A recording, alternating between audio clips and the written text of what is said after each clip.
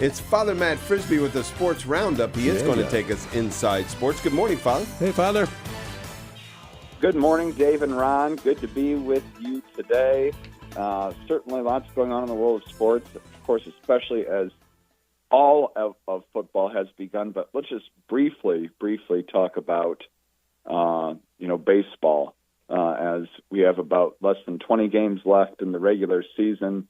The Tigers just about have the AL Central wrapped up, so for those in our listening area, that's of interest. The Tribe, the Guardians, the Indians of Cleveland, they are still in the wild card hunt. Just when you think they're done, they still kind of linger around. They're about 2 games out of the wild card.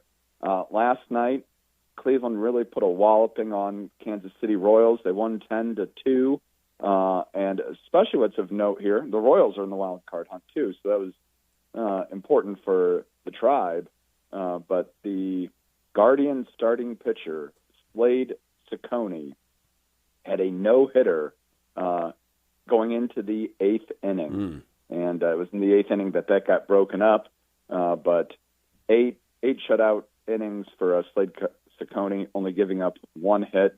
I was there. I witnessed all Oh, this. nice. So, Wow. Yeah. Certainly, baseball's still going on. And for Cleveland fans, the Guardians, the Indians might be really their only hope, because the NFL started this past weekend, and in typical Browns fashion, they found a pathetic way to lose. Yes, they did.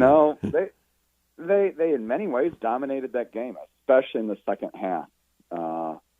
Something like they held the Bengals to 7 total yards in the second half and could not win. And really, it comes down to 2 big things. Statistically, the Browns dominated the Bengals. Just about doubled yardage, doubled first downs. Just really, really statistically better. But 2 ways they didn't. The first would be this: turnovers.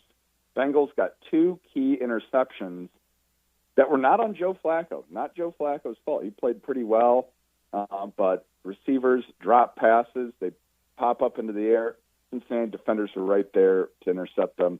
And especially, there was one right there after the 2-minute warning that was a killer for the Browns.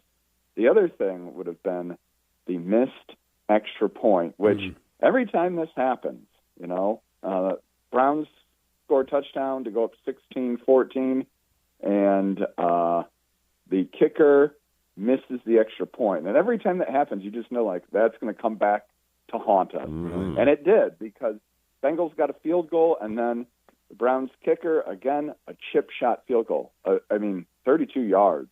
This should be a gimme for an NFL kicker.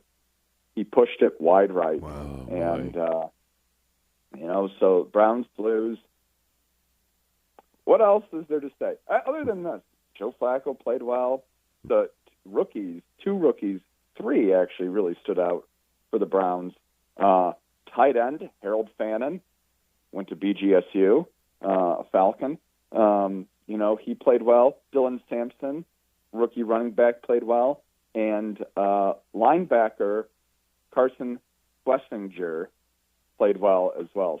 And Myles Garrett was unstoppable as usual. Yeah, and to your point, Father, I watched that game. They played well enough to win and should not have lost. And I'm really thinking, has anybody ever thought of an exorcism for these guys? Because the way they lose, they should not lose that way. You play a better game and you still end up losing. Yeah, that's right. Like I said, in the second half, they dominated. Yeah. And there's no reason that they should have lost that game. And now they play Baltimore this week, and Baltimore looked pretty good. That Sunday night game was a real thriller. I missed it because Baltimore went up 17-7, and it looked like they were going to rout Buffalo. Yeah. And it was a long day. I had a bunch of masses. I fell asleep. Woke up the next morning. Buffalo won. How about that? Three touchdowns in the fourth quarter, I think, to win that one. Josh Allen, just unbelievable. At the end. That's exactly right. Yeah, that's exactly right. Baltimore, of course, great roster. They're going to be tough for the Browns this week. The Lions went up to Lambeau Field, and I really did not see much of that game because I have a 5:30 Mass on Sunday evenings, and that was a 4:25 start. But that wasn't much of a game. So the Lions, this was the interesting thing for the Lions this year. They lost both their offensive and defensive coordinators, and they hired from within. And we're going to find out how much of a difference that makes for the Lions, for good or for bad. Yeah, and Love was nearly perfect in that game, and I don't know if that's attributable to him being so good or the Lions kind of figuring things out on the defensive end. I mean, on the defensive side of things. Right. Yeah, so we'll see. I mean, they were so good last year that sometimes it's hard to replicate that too, and they had that really devastating loss in the playoffs, and sometimes it takes the wind out of the sails. The Lions will still be good this year, but will they be as good as last year? That remains to be seen. Packers are really good.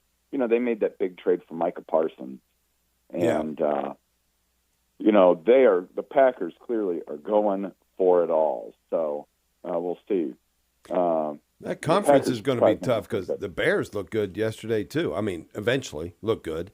The Bears played well and then lost. Vikings ended up coming back and winning that game. 3 touchdowns in the fourth quarter. Same thing.